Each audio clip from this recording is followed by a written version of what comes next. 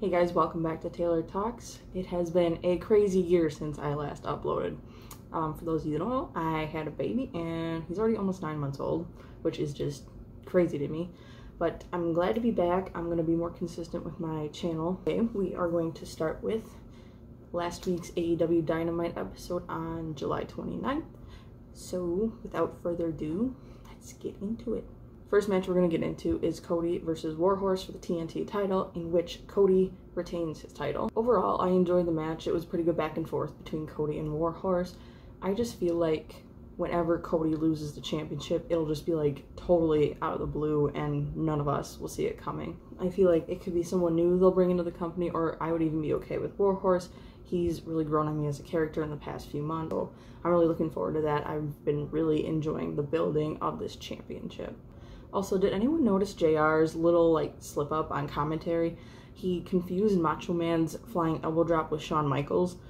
Not really a big deal, just something I noticed. I don't know if anyone noticed it as well, but let me know. So moving on to the next match, we are going to be talking about Hangman Adam Page and Kenny Omega versus the Dark Order. Don't get me wrong, I love Colt Cabana as much as the next person. He's good at what he does, he knows his craft, and I think anyone in the locker room or as a fan can respect him for that. The next match we're going to get into is Hangman Adam Page and Kenny Omega versus the Dark Order. Hangman and Omega getting the win over the Dark Order. Don't get me wrong, I love Colt Cabana as a performer all around. He's been around a long time, knows his craft, really good at what he does. However, as far as turning a blind eye in the storyline to the Dark Order's sinister actions almost makes his character look a little bit gullible. I was also kind of blown away at how much offense Dark Order got. I also noticed that this is becoming a central theme in Hangman's matches. But overall, I enjoy these matches and promos from these guys, so keep up the great work. Next, we're going to get into Britt Baker calling out Big Swole in a promo. Honestly, I really don't have anything to say about the promo other than Reba sort of becoming Britt Baker's dark henchwoman almost. And speaking of the women's division, there was a promo from Nyla Rose and Vicky Guerrero. I had no complaints about that, but then they brought in Ariane of all people. This same Ariane. Oh! This was actually a big shock factor for me, as she, in my opinion, didn't do that well in WWE. Now, WWE does have that reputation of holding people back from reaching their full potential. I'm also willing to give her a chance, though, because she was gone a little bit. Maybe she improved her craft, got better at what she does, but I guess we will see what she brings to the table. So let's get into Shida and Diamante's match, with Shida getting the win over Diamante. I feel like this is the first time in weeks that Shida came off as the better wrestler in the match, getting put over. I feel like in the last few weeks, that's just not how they've been portraying her as her character and overall performer. She finally got the upper hand, and I was really excited to see that for her. Also, Jim Ross took this time to subtweet about WWE, especially about those wrestlers complaining about getting a push in the WWE. I mean, I guess I can understand why he's bringing this up. Like, all those guys being frustrated with how they've been portrayed as a character and just the way Vince is, you know, how Vince is. If I was in those wrestlers' positions, I'd probably be very upset too. But I don't think this is the time for AEW to focus on stuff about WWE and the stuff they need to improve on. I just kind of think that AEW needs to focus on their own product. Alright, so moving on to MJF's of the industry address, and then him eventually calling out Moxley for a world title match in the future. As you guys know, Jon Moxley is not if one of what my favorite professional wrestler has been for a long time, and I'm really excited to actually see him versus MJF because I think there's a lot of possibilities these two can bring to the table, especially with promos. They're both good in-ring performers, so that's a plus too. There's also so many endless possibilities for Mox as far as rivalries. He could also be tag team champions with Darby Allin one day. I think that'd be really cool to see. And then another one I'd like to see him face is Orange Cassidy. I just think there's so much potential in those rivalries. So I could go on about that, but let's get back to focusing on MJF's promo. Really happy to see that MJF was calling out Moxley. To me, this promo tipped the collected scale as far as WWE, because MJF made a lot of references to them throughout the promo.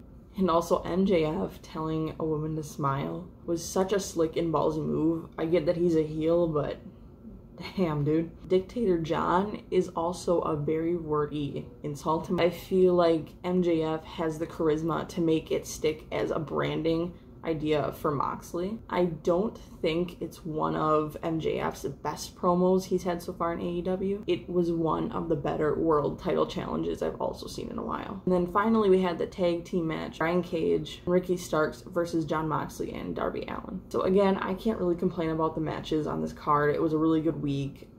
Lots of good stuff going on, especially in this NATO tag team match with no disqualifications. Love, love, love, love Extreme Wrestling. If you haven't watched CZW, on an unrelated note, go check it out. Really good stuff, especially if you're into the extreme wrestling stuff like I am.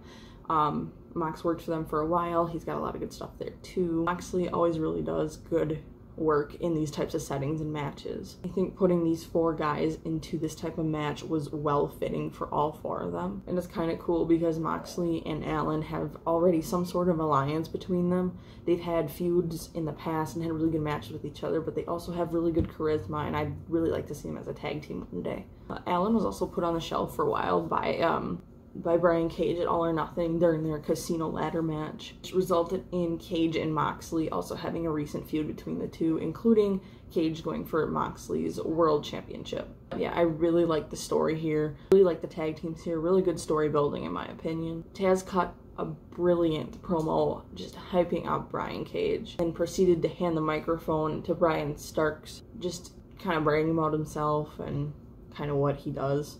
But in my opinion, it was almost kind of like disrespectful because they're doing all this building for Brian Cage, but I mean, Ricky's good too, I guess. But it was really nice to see Darby Allin in a ring because either his AEW career, he's either spent half his time hurt or pretending that he's hurt. So I'm really glad to see him back on the card, glad to see him back performing. All I have for you guys for this week as far as AEW Dynamite goes, I'm going to try and do it again next week, depending on how well or not well this one goes. But I really hope you enjoyed. Please like, comment, share, and subscribe to my channel. Would really mean a lot to me. I think I'm only about 40 subscribers away from 1,000, which is just nuts, absolutely nuts to me. So I just want to thank everyone for the support, even though I haven't been uploading, but I promise this will be a more frequent thing with me. I don't know if I'm going to be reviewing WWE as far as Raw and SmackDown goes. For me lately, the only storyline I can get into is Braun and Alexa and The Fiend. Everything else to me is just kind of, I don't know. Let me know how you guys feel about that as far as WWE goes. So that's all I have for this video, and I hope you enjoyed, and I will see you real soon.